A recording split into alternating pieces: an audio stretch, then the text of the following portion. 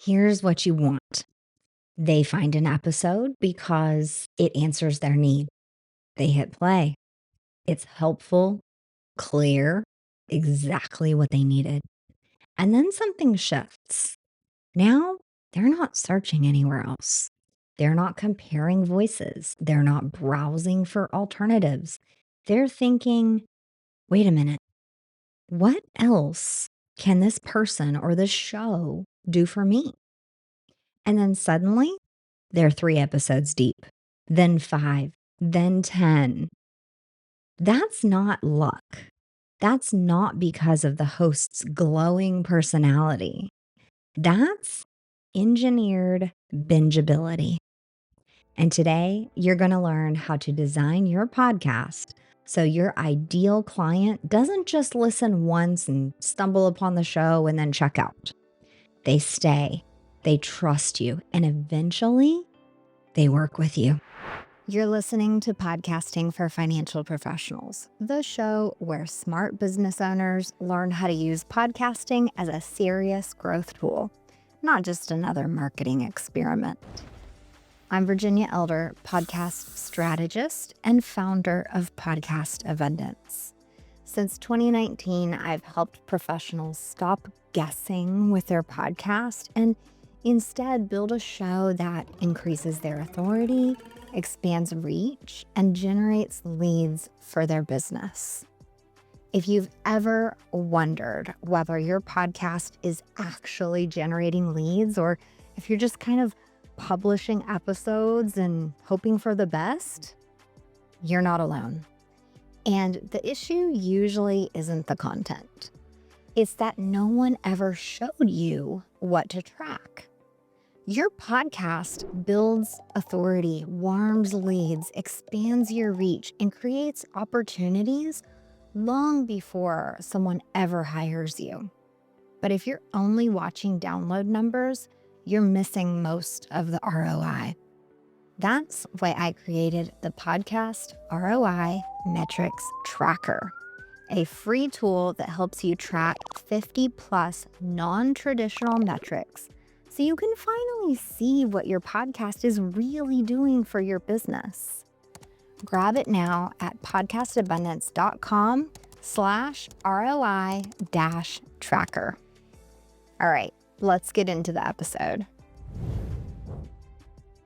The problem is most podcasts are built backwards. It's completely accidental, but here's what happens. Most financial professionals and business owners in general approach podcasting week to week. I'm guilty of this as well. It becomes this constant question of doom. What should I talk about this week? That question alone is a major problem, not just because you feel lost or out of ideas, but because it creates random episodes or seemingly random from the outside in. Just because you come up with an idea this week of like, oh, so-and-so asked me about this thing. Let me talk about that on the podcast this week. But that concept may or may not connect to the episode that just aired last week and the episode that will air in the future because you haven't planned it out intentionally. You're accidentally presenting disconnected ideas. The listener isn't being taken on a journey through a strategically stair-stepped set of solutions. And if there's no journey, there's no reason to stay. This is where you get stuck in a rut or in the podcast friend zone, as some may call it, because new listeners are popping in. Absolutely. But they're coming for the one episode that caught their attention based on whatever they typed in. They're consuming that episode that they came for, getting what they need and bouncing. Unfortunately for the host, like you or like me, there was no relationship formed because they just listened to one episode. There was no trust building. There's really probably highly likely no conversion. If you want your show to be bingeable, You have to stop thinking in disjointed week to week episodes and start thinking about your listeners' experience across a multitude of episodes. Here's where I help you shift toward designing a listener journey instead of just content. A bingeable podcast is not a collection of episodes, it's a path. Your listener is moving from unaware to aware, from curious to convinced, from interested to ready to act. And your job is to guide them through that intentionally. The easiest way to think about this is in three types of episodes: attraction, nurture, and conversion. Attraction episodes are the ones that get discovered because they answer specific, searchable questions. Attraction episodes solve your listener's immediate problem or this potential listener's immediate problem. They're searching for answers to things like, how do I reduce taxes in retirement? What should I do with an old 401k? How do I budget for daycare? Right? These are the questions people are Googling for daily, and probably some of the questions you hear at your firm from clients or potential clients. These answer style episodes bring people in, attracting new listeners, a very important step to growing your show. But every episode can't be in this category. We have to design the listener's journey. So you've got your attraction episode that answers a question. And then next are the nurture episodes. Now your listener knows you exist, right? You answered that burning question in their mind. The next step in the listener journey is to nurture them. Nurture episodes are intentionally designed to deepen trust. They shift the listener's perspective. They explain why things work. And in doing so, they build your authority as the host and as the business owner and as the service provider that they would come to for help. It's inside nurture episodes where you get to teach your unique perspective or approach, and you get to make them think differently about their budget or their tax strategy or their next real estate purchase or whatever their next financial move is. These nurture episodes are also where you can share about the myths or mistakes or assumptions in your niche and why they're wrong and what you do differently. These episodes win listeners over to your way of doing business or your method. When someone buys into your method or your framework, they stop looking elsewhere and become quote unquote sold on you before ever signing your agreement. Then we sprinkle in the magic conversion episodes. Don't make the mistake of thinking these are sales episodes where you're just pushing your product or program. That's not what this is about. Conversion episodes are clarifying in that they help your listener understand what the next step is, how you help them, the way it feels to work with you, and why it makes sense for them to sign on to your course, your program, your services, your management style, whatever it is. Conversion episodes might include things like case studies, client scenarios, anonymized, of course, behind the scenes views of your process. Conversion episodes can be structured as stories, an answer to a commonly asked question, teaching style, or even an interview with a past client or like a coaching type episode where someone is asking you questions and you're like unpacking it with them on air. Of course, these can be edited to remove any kind of personal details or revealing information, but what matters is the intention behind the episode and the language you use inside it, because these are what really capture people who have been attracted, nurtured, and then they hear these conversion episodes and they think, oh my gosh, I love the way she walked through that person's issue with them. And she had some solutions that I didn't really know existed. You know, I should probably call this person, right? And so that's where that conversion piece is for your listeners.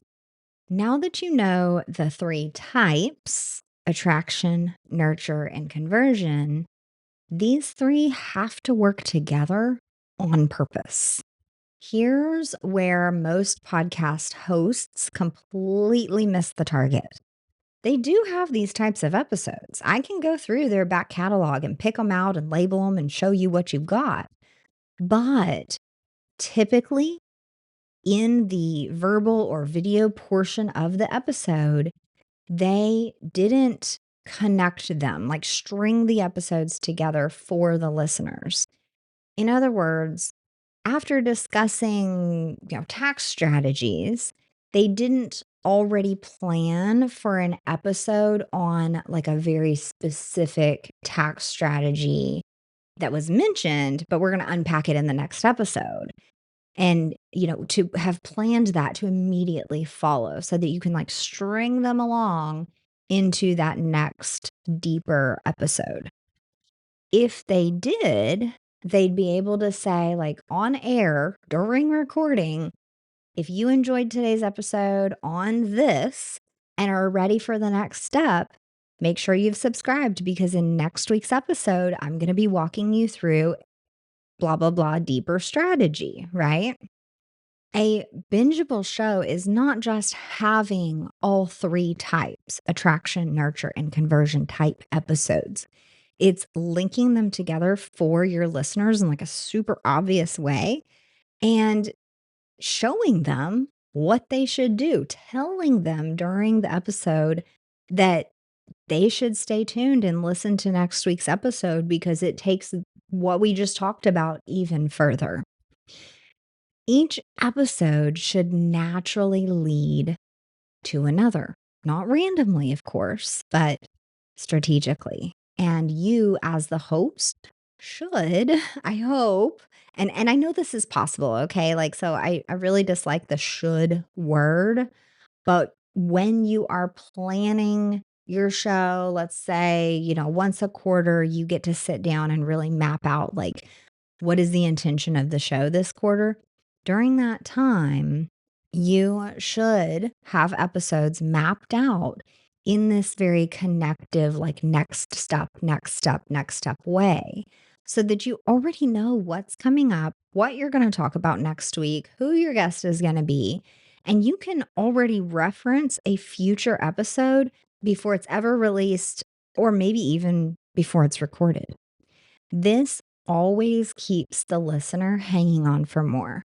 These references to the next step should be stated during the recording, say it again, on video or on audio and in the show notes. Okay, I know what you're thinking. Who says a listener is really going to start with an attraction episode and move through the nurture ones and the conversion ones like we're planning? What if they start in the middle? Yeah, they will. You cannot control where someone starts. So every episode, whether it's an attraction, nurture, or conversion episode, has to do another three things. Okay, so we've got three types of episodes. Now, each episode, no matter which type it is, has to do these three things. It has to stand alone as like a solid episode in and of itself, where it just solves a problem completely. It has to point forward, where it's hinting at what's next, where you're doing something like a spiel of like, if this episode was helpful, make sure you listen to the next episode on da da da. And you can even name a number. You can name the title or the topic if you don't know what it's going to be called yet. And you can have your team go back once that episode is created and link in the show notes. So you're consistently creating this map, right? Okay. So that's number 2, pointing forward. It has to stand alone and it has to point forward. Number 3 is that it has to reinforce your unique perspective. So, no matter where this potential new listener starts, you've given them a window into how you think, your unique approach, or how you solve problems within this niche. Okay, before you cut and run thinking, there's no way you can do this. I know you can. Let's design a practical strategy like right here together. Here's how you engineer bingeability. Let me simplify this for you and help you map this out right here in this podcast. So you're not only walking away with like the 3 types of episodes and then each one has to do these 3 things. Okay, let's walk this through. Let's pretend you are doing either like a quarterly plan for your show or even a 6-month plan for your show. And believe it or not, the best shows are thought about in this way because that's how they're able to book the perfect guest to talk about that episode. And it happens to align with, their workshop titles that they're doing this month and their call to action and their focus for the year and whatever. This is how that stuff works together. It's through planning. So, from the top, what you would do is map out 5 core topics. These are your pillars. So, for a financial professional, let's just say it might be taxes, retirement, business strategy. Maybe you have a bunch of business owners in your client base, cash flow, and then investing. So, you've got your 5 pillars. Step 2 is to layer their journey. So within each of those topics, you've got 5, you are going to branch off and create 2 to 3 episodes that would be attraction episodes. So they're like beginner level for your client base, right? So even if you have very wealthy clients or very advanced, multi-million dollar business owners, it would be a beginner level episode for them. Okay. So 2 to 3 attraction or beginner episodes per each of those 5 pillars, 2 to 3 nurture episodes for each of those pillars, and 1 to 2 conversion or what we call application episodes for each of those pillars. So 5 pillars, 3, 3, and 2. I mean, that is like 40 episodes right there. You're not guessing anymore what you're going to talk about. You are literally building a path, and you can piece these together and put them in the order that seems like it makes sense to you.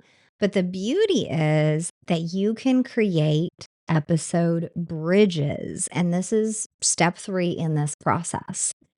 At the end and inside each episode, you're going to guide the listener to the next step.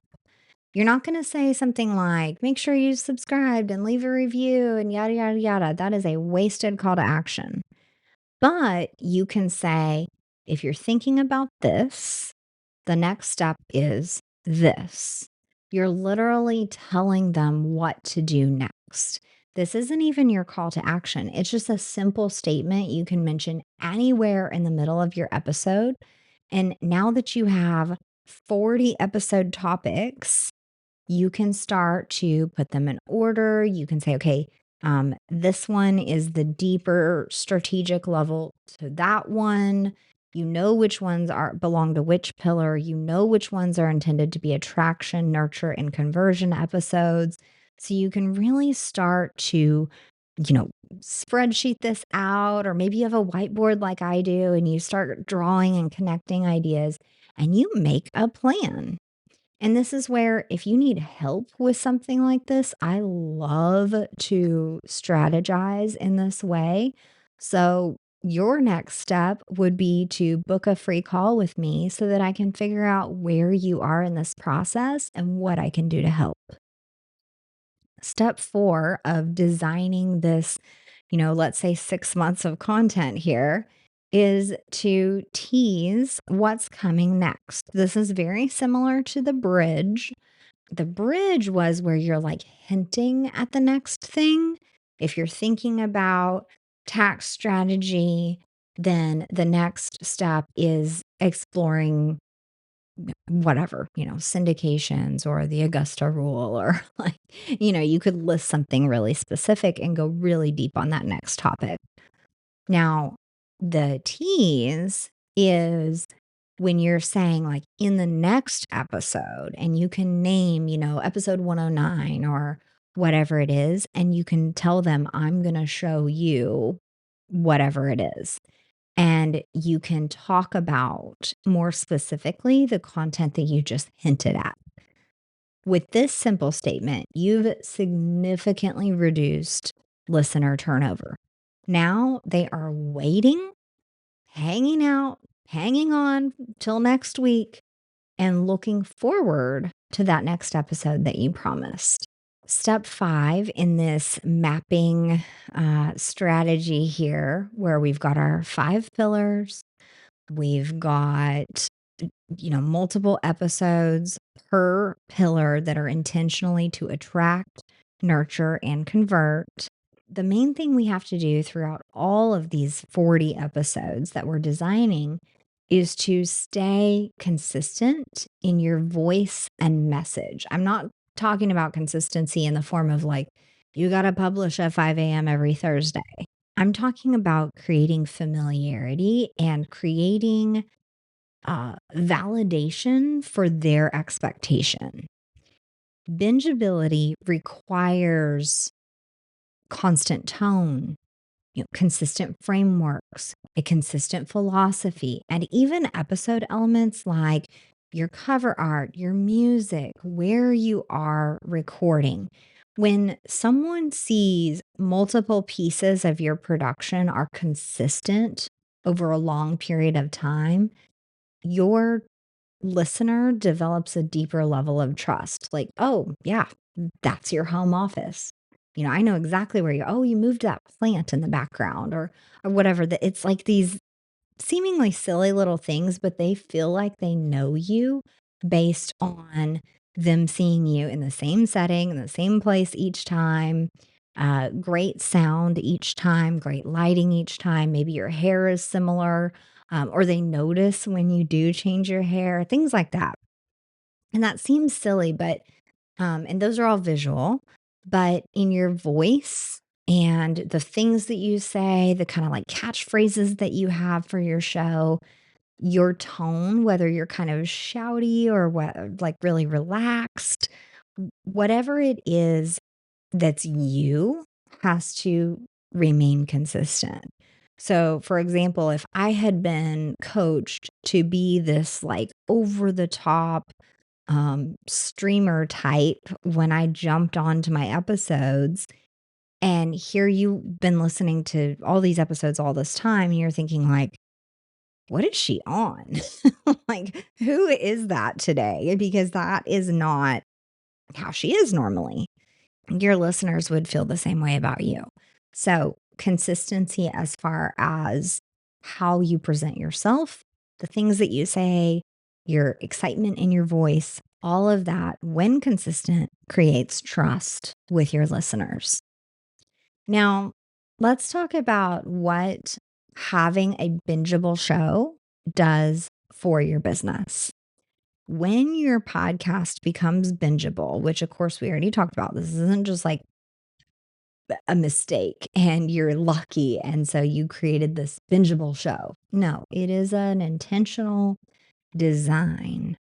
And when this happens, you stop chasing attention. Instead, listeners spend hours with you pre-qualifying themselves, often almost convincing themselves that you're the right advisor for them. And when they do book a call or meet you, they show up already trusting you. I can't tell you how many clients I have had that talk to me about a potential client coming in for a meeting and practically treating them like a celebrity because they've been listening to their show. And they're just so, honored to meet them and basically like already sold on the business that they're going to do together. So it's no secret that podcasting won't get you clients immediately and that it is a long game. But creating bingeable episodes using these formulas and this episode as your guide to creating a binge worthy show ensures that your podcast becomes not just a lead generator, but a relationship builder and a conversion engine that supports your business long term without you having to push for your sales every time. If you take nothing else from this episode, I want you to take this. A single great episode gets attention. A connected series of episodes builds a client's journey.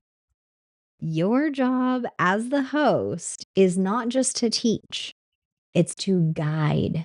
And then when you do that well by creating these 3 different types of episodes, attraction, nurture, and conversion, and by creating bridges or teasers into the next topic and really connecting them together for your listeners, your podcast doesn't just get listened to here and there, people jumping in and out. You get follows, you build trust with your listeners, and that's where you see a show that supports your business as a true asset. Now, as I mentioned earlier, if you want help mapping this out for your show, if the steps I walked through make sense, but you're not sure you can do it yourself, or you would really need to calendar some time and have an accountability partner to make sure that you do this well, I would love to help you. We will structure your episodes, we'll refine your messaging, and we'll really focus on building a bingeable podcast that converts and supports your business. My email is virginia@podcastabundance.com, or you can DM me on LinkedIn. I'm on there as Virginia Elder. So, what I would do then is work with you one-on-one through a set of structured strategy sessions. Say that 3 times fast. And we will make the adjustments that your show needs without getting stuck on things that aren't really going to move the needle. I love to get to apply my trust to traction framework to other people's shows and really help them shift into something that is truly working for their business. Of course, having a bingeable show affects your podcast ROI. It should go up, right? So if you're not tracking your podcast ROI, I need you to start today before you apply this framework so that you can actually see the difference in the leads you're receiving, your website traffic, your email list size, and all of the things. There are over 52 ways that you can track podcast ROI, and I bet you're missing a few of them. So go today to podcastabundance.com/ROI-tracker and download that free Google Sheet today. Customize it to fit your show. Highlight the pieces that you really want to track that will make a difference for your business. And let me know if you have any questions about it. I cannot wait to hear about your binge-worthy podcast. Thanks for being here today.